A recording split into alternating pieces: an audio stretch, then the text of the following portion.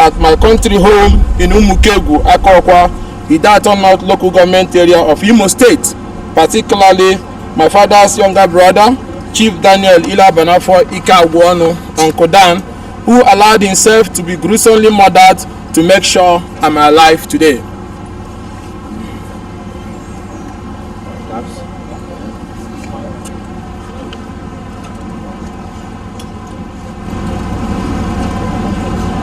May the soul of all the faithfully departed rest in perfect peace. Amen.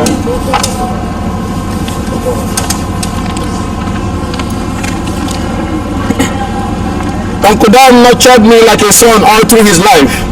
He was my most supportive family member, a humble and lovely soul, who without hesitation gave his life that I may live to see this day.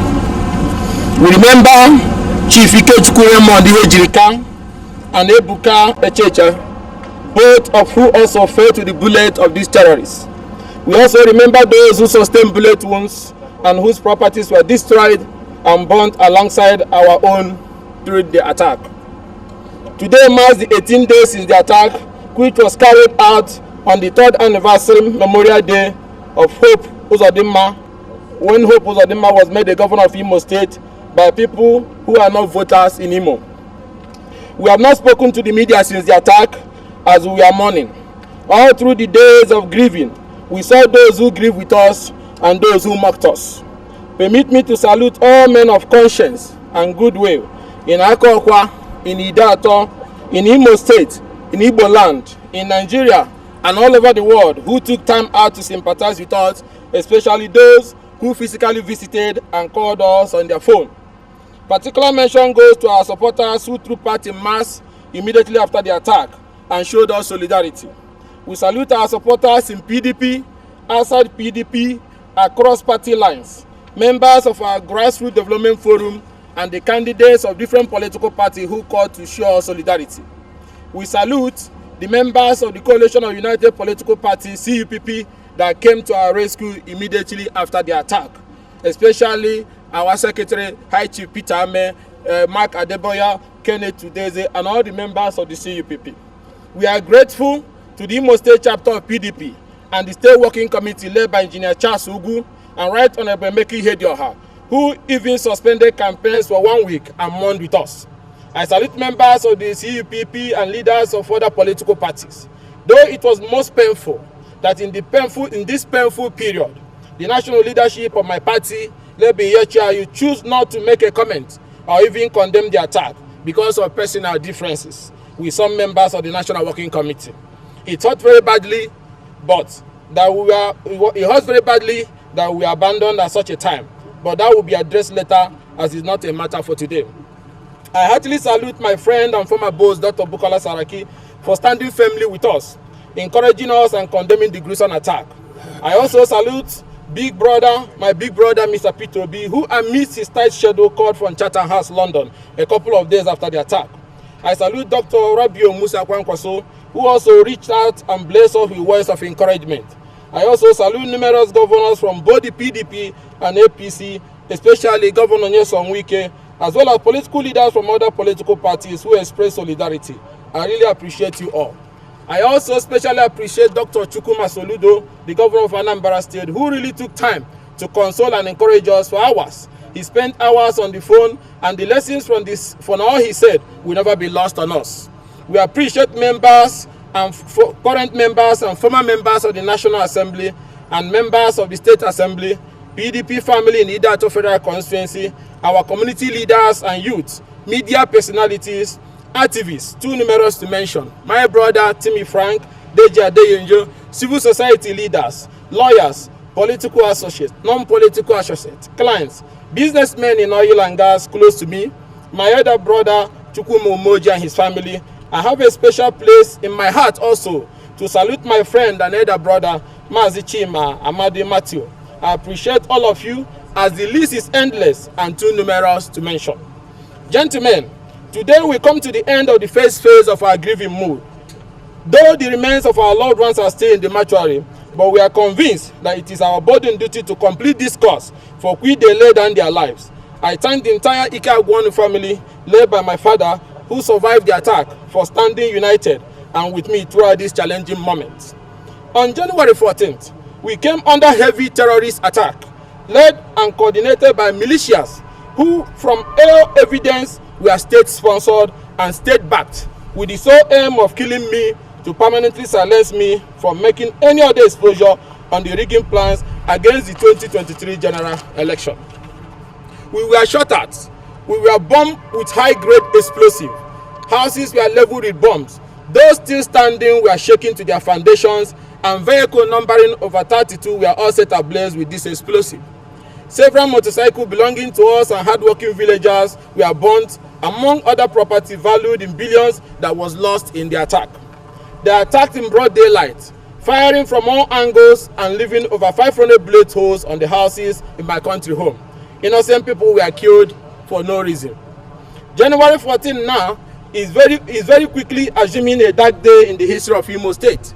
On 14 January 2022, Imo State watched helplessly as a man whom they did not vote for was pronounced as governor of the state, an illegitimacy that haunts us till this day. Since then, Imo has been turned into a killing field, with tributaries of blood now flowing into the Atlantic Ocean. We got intelligence that a convoy of assailants was looking for the way to my home. I did not see the message when it arrived because I was discussing with my team. But upon seeing it, I rushed out to inform the security men on duty to reinforce and organize. And while that was going on, I sighted the convoy. But before our security men could react, they opened fire at me. I only narrowly escaped being hit by the special grace and mercy of God. With the security men, we now rushed into one of our houses and formed a defense that they continued to hit on. Thank God we survived. Gentlemen, let me make it categorically clear. I was not attacked by members of IPOB. I was attacked by state-sponsored militia that has semblance with the same team that attacked my convoy on the 23rd of December 2022, which was led by the special advisor to Hope Uzodinma on special duties, Mr. Chinasawaneri, who was seated in a white Hilux van that was used for that attack. It is important that I state this clearly, because Imo, under Uzodinma, is now a society where life is short and brutish. It is now an animal kingdom, and human life has lost all its values. The anarchy in Imo State has now gone out of hand, with different killer groups operating freely. Gallant soldiers and policemen have been fed by bullets of this squad, yet they continue undeterred, while the government of Imo State has continued to politicize the killings without any serious effort to bring it under control, like you all saw in my own case. How did all this Ikenga must die agenda start? Sometime in September, I informed the world of the grand manipulation and compromise of the voter register, a plot now popularly called Amuma Magic. Nigerians would like to note that INEC has since removed over 3 million of such fake names inputted into the register. It has also identified 25 of its staffs who were involved in Amuma Magic and has commenced internal disciplinary actions against them. So when they say that what we said was a lie, ignore them. Following that revelation of the compromise which spanned across 14 states in the country, and my quest for justice and action against those who were involved, the Uzodinma administration became very uncomfortable with me, and they started looking for ways to silence us. They know that if we could have got that information, then we could get more. First, they framed me for terrorism and arson, claimed that I was responsible for the burning of INEC offices in Imo State, that it was from documents I obtained from the burnt offices that I made the Amuma Magic allegation. They also made murder allegations against me. They made several other disgusting allegations. I endured all this and still kept calling for justice for the compromise of the voter register. These allegations were not just rumors. The Attorney General of Imo State made these allegations in processes he filed in court. So this one that the governor has said, that I had meeting with people to stop election in South, still sounds as empty and unintelligent as all the other ones from which we have emerged victorious in court.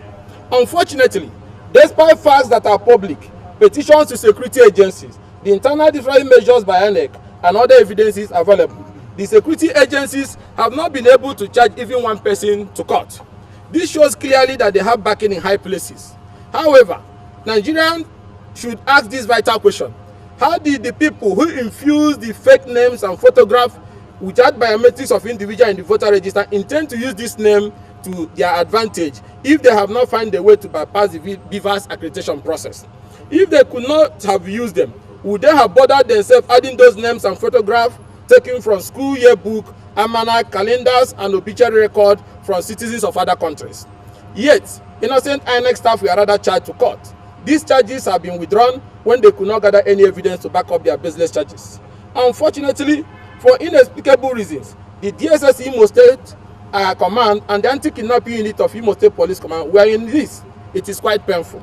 In the unforeseen event that the 2023 general election goes wrong, Nigerians should know that those who were behind the compromise of the voter register and their collaborators are responsible. To forestall this, I call again that the security agencies must fish out all those involved in a more magic voter registration compromise and prosecute them.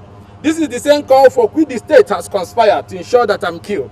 But rather than get scared, they should know that I'm more emboldened to make the call yet again. If the security agencies ask themselves how all these imported names who do not have fingerprints were supposed to be accredited and be used to vote, they will know that election faces severe threats and they will work hard to nip it in the bud. These people are working on how to undermine the BVAS technology, and in order not to allow Nigerians know, Ikenga must be killed. When I received a call, which I will replay here for the whole world to hear, from Chinasa Nwaneri, the special advisor to the Imo State governor on special duties, notorious in Imo State for leading physical attacks on the opponents of the governor, the judiciary, and Imo citizens at large, I petitioned, but no action was taken. Chinasa Nwaneri threatened to harm me anytime I return to the States.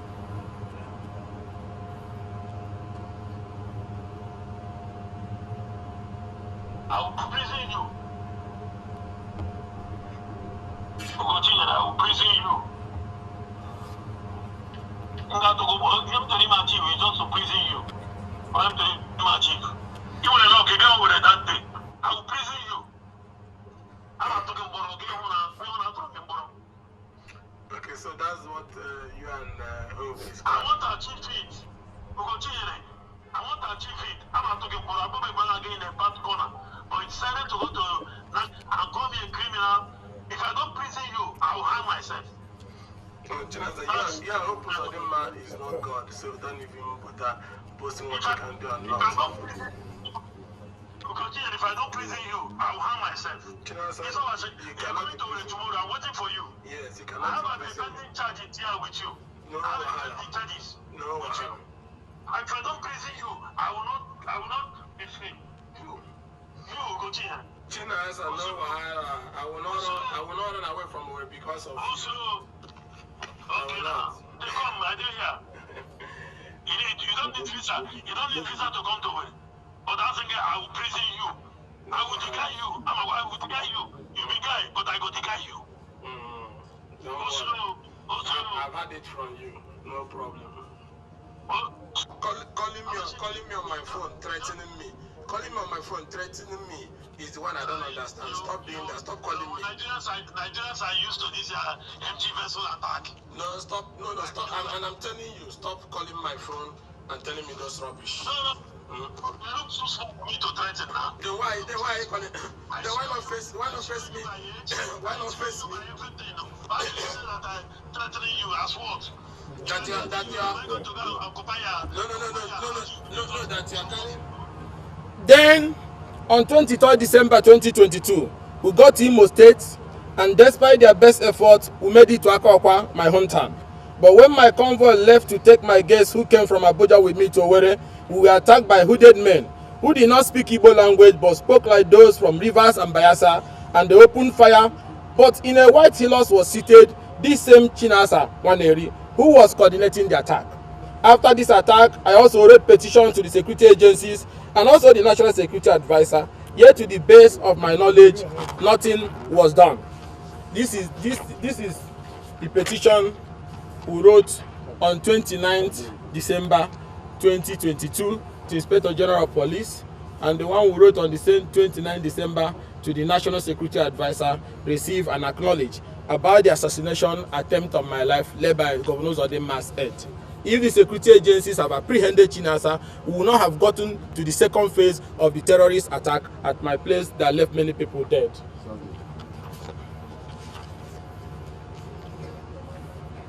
This was exactly Chinasa, just like Chinasa said, that they are in charge of all security agencies and nobody can help me.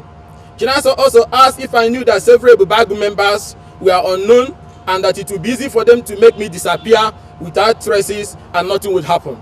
Till date, this man Chinasa still walks the street freely, enjoying the full backing of the state and moving about with retinue of policemen. I continued my campaigns while putting my faith and hope in God and the institutions of the state, which I believe would be decent enough to protect us. On January 14, during the attack, I succeeded in sending emergency SOS message. The security agencies in Imo did not respond promptly. They only did long after the attack. Till today, I'm not aware anybody from DSS in Imo visited the crime scene. I'm also not aware that the Commissioner of Police visited the scene. I'm also not aware of any official statement from these security agencies about the attack. I appreciate one of the DIG, who I will not mention his name, who made efforts from Abuja. Also the Deputy Commissioner of Police, Imo State, the area commander and divisional police officer in charge of Akwa, who at one time or the other visited. Nigerians, however, saw a governor who rushed to the media to try to impede investigation, if any, by dishing out untenable and indefensible narrative to water down the massacre of our people. When Uzodinma spoke, he made reference to documents in his possession. The question would then be, did the governor have a brief of what happened to me even before it happened? What can Uzodinma tell the world that he did with the so-called security report of my so-called meetings with people who wanted to stop election in Southeast? Or did he not do anything because he knew the so-called people would come and attack me? So when exactly did the governor receive his security report, as there is yet no investigation on the terrorist attack on my house? The storyline of the governor seemed much like a prepared speech he already had to announce my death to Ndimo, that those I had a non-existing agreement with killed me after I breached the agreement he concocted in his head. But he failed and was unable to change the statement after I had survived and before the mic was put before him. Hope, you have a lot to answer to Ndimo and the world on what you knew about the terrorist attack on our home that left my uncle and other innocent people dead. In his mixed glee and anger, glee that the attack happened and anger that I did not die, the governor throughout his speech did not condemn the killings that happened in my house. He did not commiserate with the families of the dead, yet these are citizens he swore to protect their lives. Till today, the Imo State government has not condemned the attack on my house, but rather he was cited on the TV while saying I deserve the evil that was brought to our home. This is very curious. A further listening to the statement of the Commissioner for Information of Imo State, one Declan Emelumba, he outrightly rubbished the so-called security report which Uzodinma relied on to make his comment and gave other reasons why what happened in my house happened. If truly there was a security report by security agencies from which the governor spoke, could the commissioner have given different reasons? It only goes to show that the Commissioner of Information did not believe the lies told by the governor and believed he could have given the situation a better spin to the story, hence their disjointed stories. Many who saw the distasteful and disgusting video of the governor did not see a man who is supposed to be embodiment of authority that is legitimate, and a man who was supposed to have human heart, but rather saw a man who was laughing and trivializing the murder of his citizens and members of my family. He laughed as he dished out his unbelievable narrative that I deserve what happened to me. I've always known Uzodinma as a man of very controversial past, but I never knew he was a man who completely lacked every baseline of humanity, even in public glare. I am still in shock, and I wonder, is this how Imo has descended? Is this how low Imo has descended? Indeed, now I see what power can do to a man, particularly a man undeserving of the power he wields. Let me state categorically once again, I believe the political solution to the insecurity in the Southeast must begin, and it must begin with the release of Mazi Nnamdi Kanu. Relying on the judgment of the court from the Federal High Court in Umuahia and also the Court of Appeal sitting in Abuja, the government can release Mazi Nnamdi Kanu and begin the healing process from there. It will lead to the identification of those who have genuine agitations and criminals who have taken advantage of the situation to wreak havoc on our people. But those who are making billions from the business of insecurity thriving in Imo and Southeast today will not want to hear this. For this reason, and to stop me from also exposing their plans for the worst political heads that are planning in our land, Ikenga must die. But unfortunately, they are not my mentor. The same way I advocate for Mazi Nnamdi Kanu release and for reconciliation process to begin In the same way we advocated for Sheikh Isaac Zaki to be released, it was the same way I advocated for Sowore, for Deji Adeyinju, for Sunday Igboho, Umar Mohammed, and many other citizens who at one time or the other we believe deserve their freedom and enforcement of their fundamental rights granted under the 19th Constitution. Ours is a search for solution, justice, equity, and fairness. Is that enough for me to be killed? I say again, those who attacked my house did not speak Igbo language, but they spoke like people from Rivers and Bayelsa, just like the people who attacked my convoy on 23rd December 2022. So we are not in doubt about the people who attacked us. At least, more than 4 persons who witnessed the first attack and had the attackers speak also survived the second attack and also had them. They could not have all been wrong. Dear Nigerians, what I'm about to say now, they do not know, I know. Here is the photo. I can show it. Yes.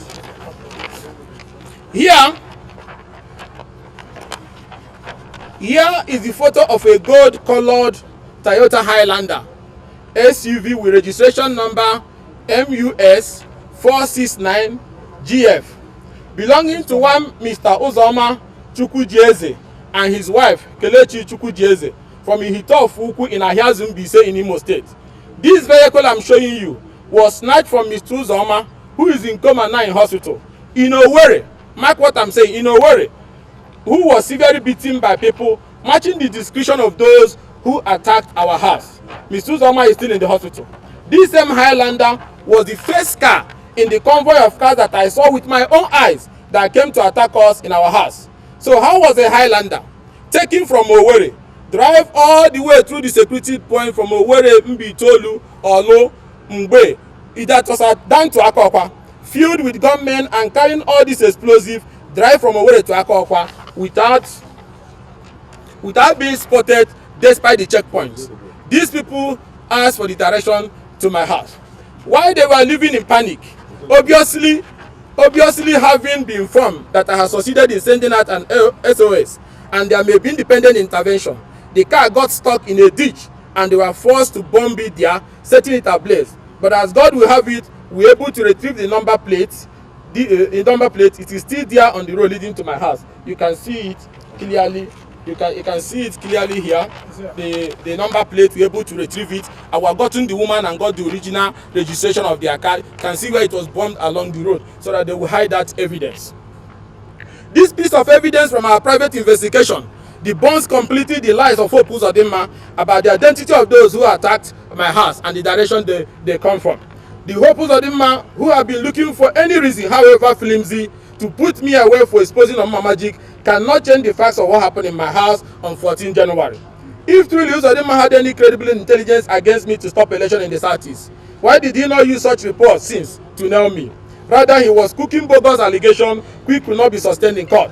By his comments, Uzodinma admitted that he knew I was going to be killed, and he did not do anything about it. Yet he said he's chief security officer. Can it not now be said that it was the silence that led to the deaths that occurred in my house? The same method of labeling me and making unfounded allegations. We are gathering more evidence. We are still running analysis of some of the things we found, and in due course, more facts will emerge.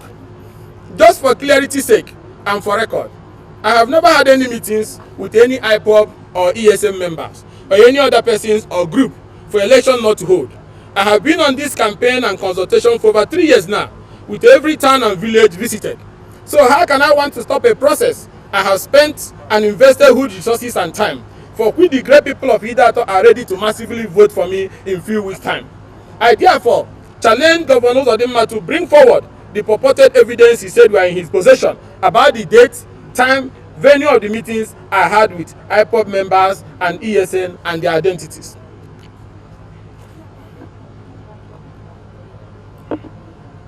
That I advocate for the release of Mazin Nnamdi Kanu and the exposure of the evil plot to rig the 2023 general election called on Magic does not require me to be killed.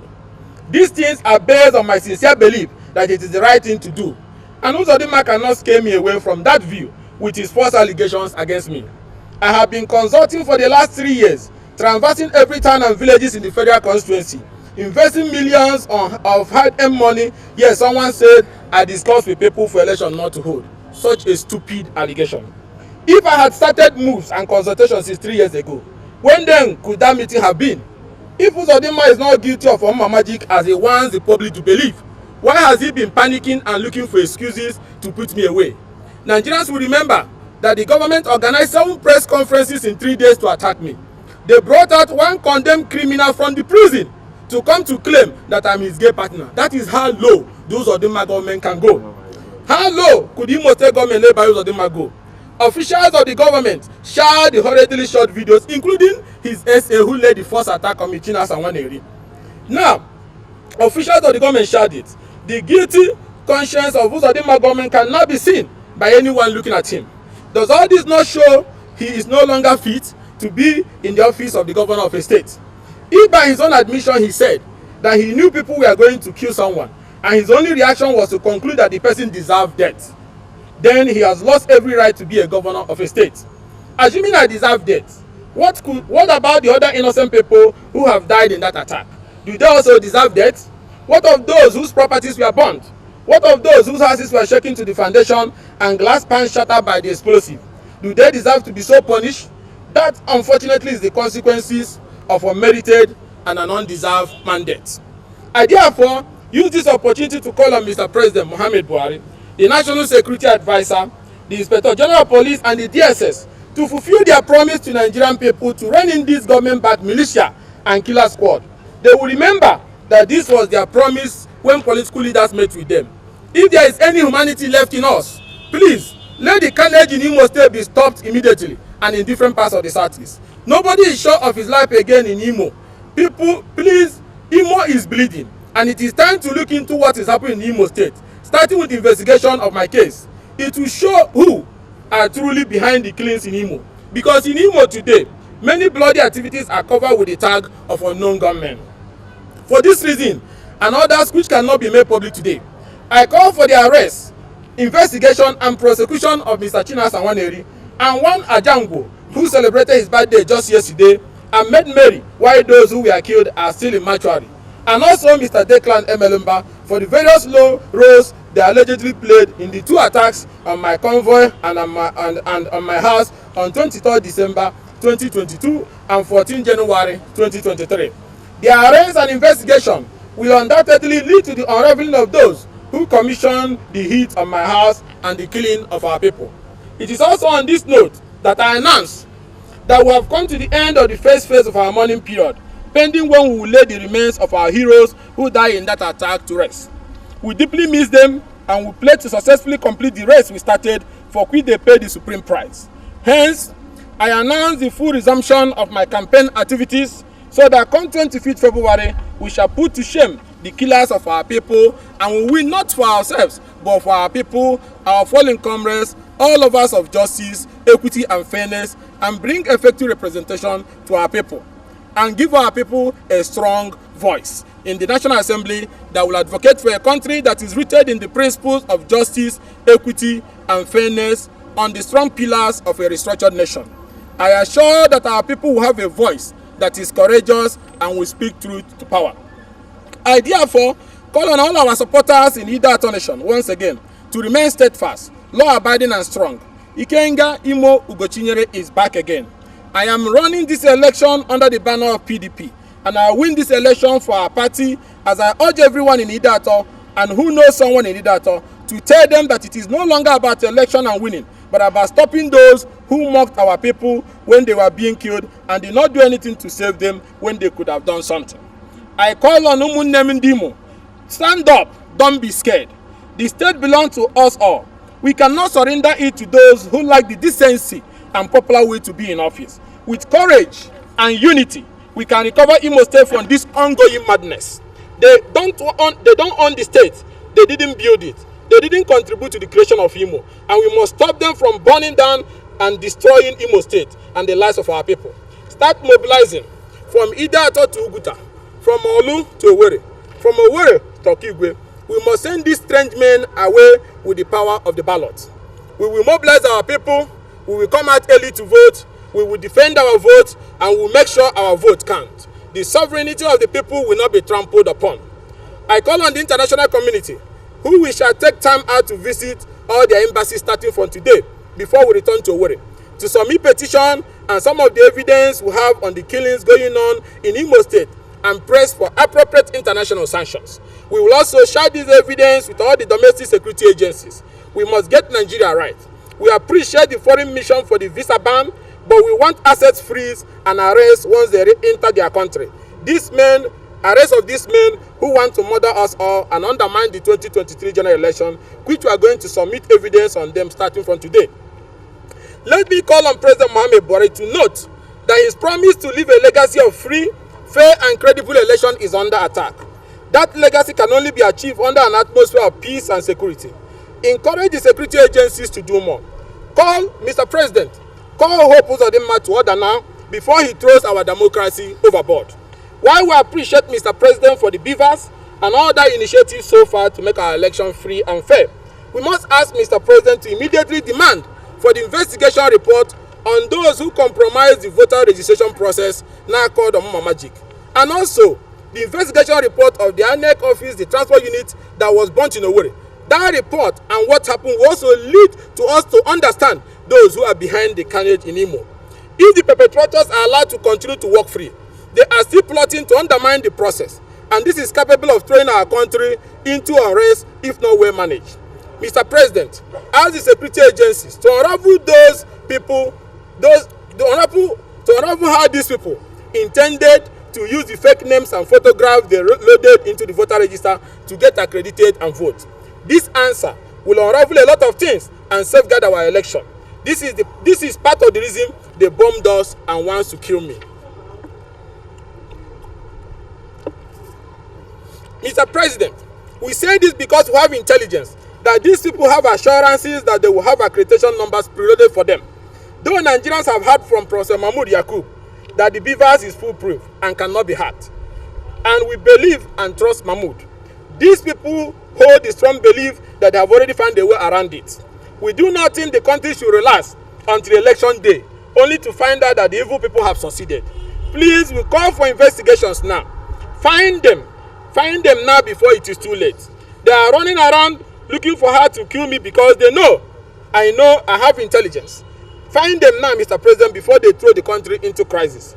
We ask, who are those INEC says are trying to hack the INEC server and other platform? It is these same people, hence we need to make hay while the sun shines. Finally, to my brothers and sisters in Idato, in Imo State and Nigeria at large, I call on you today to learn from my courage and stand up to these murderers, though it is coming at a very huge cost. But I say to you, stand up to these cowards. They cannot stand fair competition. If our forefathers who fought slave trade did not stand firm, if our forefathers who gave us freedom from colonialism did not stand firm, who know where we would have been today? We should not succumb to their fear element. They use that to attempt to overpower us. I say to all of us, stand up to these men. The men who sponsored this bloody attack wanted me and my entire family dead.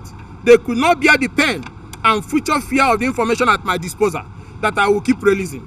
They are vultures and dogs. Why they bombed us, kept shouting how today will be my last, and how they will have my head severed from my body, and how they will make a video of my last hours.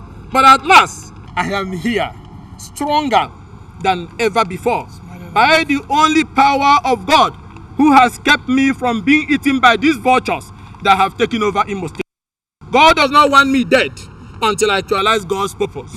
These sponsors of Akokwa Mayhem had wished that even though their killer agent missed me by the whiskers, that I would at last be too shocked and afraid to speak about the things I know.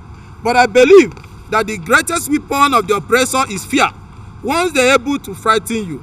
But despite carnage, our will has been made stronger. We are stronger, and our faith in God also stronger than ever before. We will be returning home to finish strong the people's project of providing a strong voice and effective representation for our people. We hope that Mr. President, the National Security Advisor, the Inspector General of Police, and the Director General of the DSS, in keeping to their promise, should direct for arrest and prosecution of these vultures that have taken over Imo State and stopped the bloodbath. I will appeal to Mr. President again on the need for political solution and resolution of the Nnamdi Kanu issue with his unconditional release to pave way for genuine reconciliation and peace building in addressing all issues. The power resides with you, Mr. President. The court have ruled at different stages, and you have the constitutional power. Ignore the advice of those who benefit from the unending blood flow and are hiding under it to unleash mayhem on our people in a bid to keep illegitimate power. They can never stand the sovereign will of the people. We must defend our mandate and do so with boldness so as to ensure the sanctity of the ballot, because it is by so doing that we can end this orgy of violence and bloodletting. We must all guide our polling units, ensure nobody takes away the beavers, especially between the hours of 11 a.m. to 4 p.m. Protect all electoral staff and ensure nobody carries them away. The result must be a reflection of the will of the people. We have had the intent to attack polling units to take away beavers and use accredited figures to write and upload fake results. We have had the intent to attempt to influence posting of criminal elements as ad hoc staff, and we will expose the names in the coming days. I will have some of them. We have had those that are training under Ratek work. We have had they plan to attack areas of strength of their opponents. We have had they have marked polling units with high voting strength they want to use to subvert the will of the people. We have had they want to arrest leaders of other parties night before election with trump-up charges. All this will be discussed live in the coming days, as today will not contain the new information we have. Citizens, vigilance is key to stopping these electoral thieves, and we must start now to mobilize ourselves.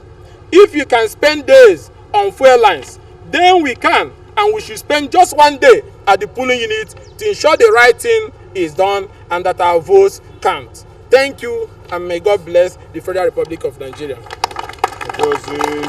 Brief comments.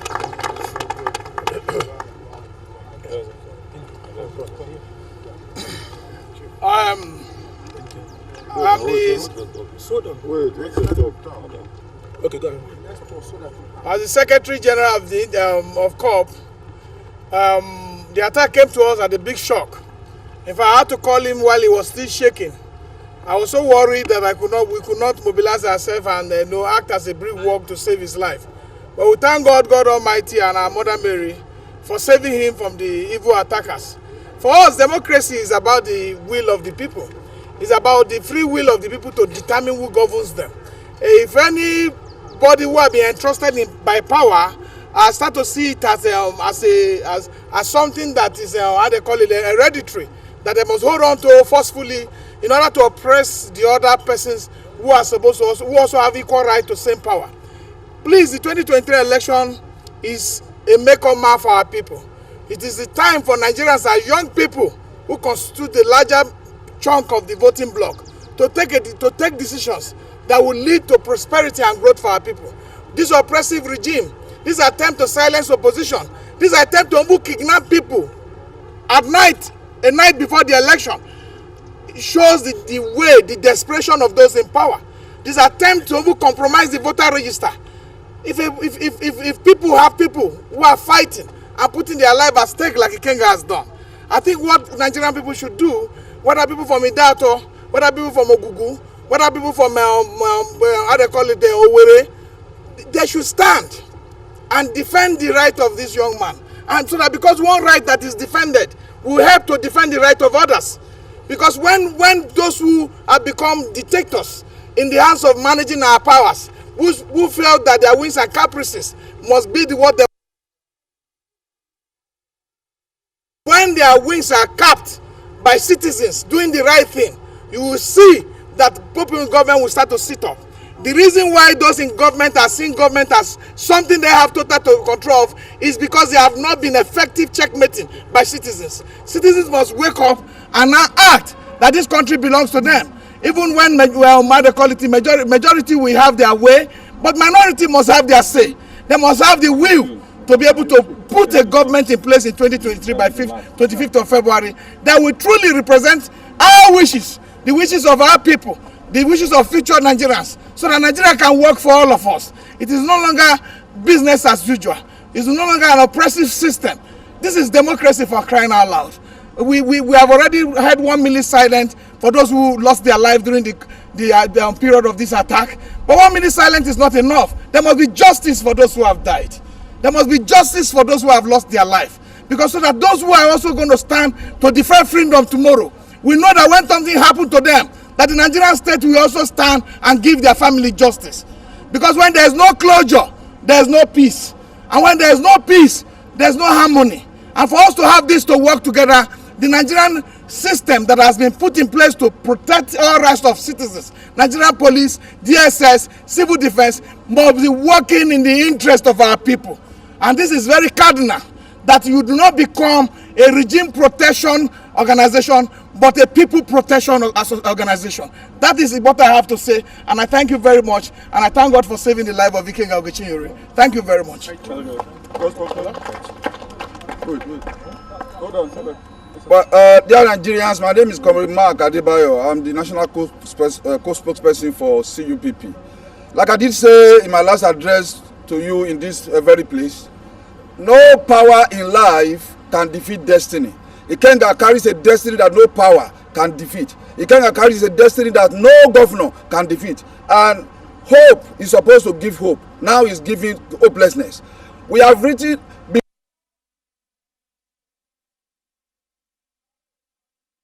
and we have also taken steps to write a petition directly to Mr. President on this particular issue. And to that effect, we are calling again on the Inspector General of Police, Director DSS, all these relevant security agencies to act upon this issue. There was a criminal call to Ikenga that he will be killed by one Ugochinyere, and they have carried out the threat. What is the police waiting for? We have said that if you threaten any Nigerian, even without carrying out the threat, you will be arrested to forestall that attack. But this was a man who came out boldly, publicly, called Ikenga that he was going to be dealt with, and he went ahead and carried out his threat. Now he's still walking free. Does Chinasa have immunity? We know that Hope Insodinama has immunity, but the issue is that there is no immunity against justice, and no matter how long it takes, justice shall be served. Like Ikenga said, there are loads and loads of evidences of how people are prepared to compromise this election. And let us say very clearly now, Hope Insodinama has threatened that he will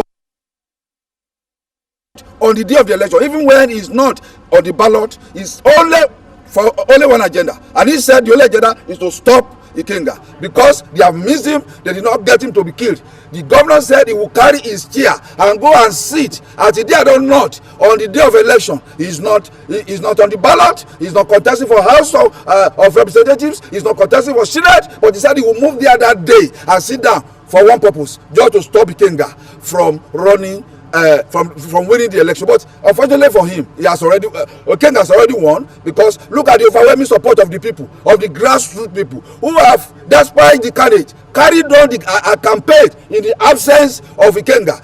When Ikenga is still money, the people in the villages and towns and hamlets have gone out and they are campaigning till today. So you should know that when a candidate is popular, it is not about money, it is not about his personal presence. The same way, the same magic, the same wave that is following Obi all over the country is following Ikenga in the Diato federal constituency, and he's going to win the election. CUPP will continue to stand by him, and all of us at Democracy and Justice will continue to stand by him. Thank you so much. Thank you. Thank you.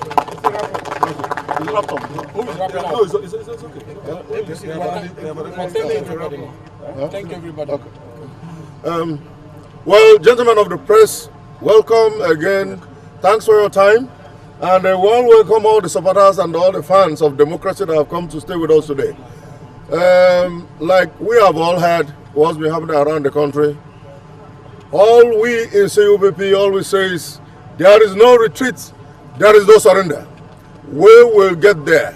We will stand united and we will get our freedom. We thank you for listening to us, and we say may God be with all of us. The God that saved Ikenga, may he be with all Nigerians, and may Nigerians on that day come out to vote and vote the right people. Positive change is what we need. Nigeria must move forward.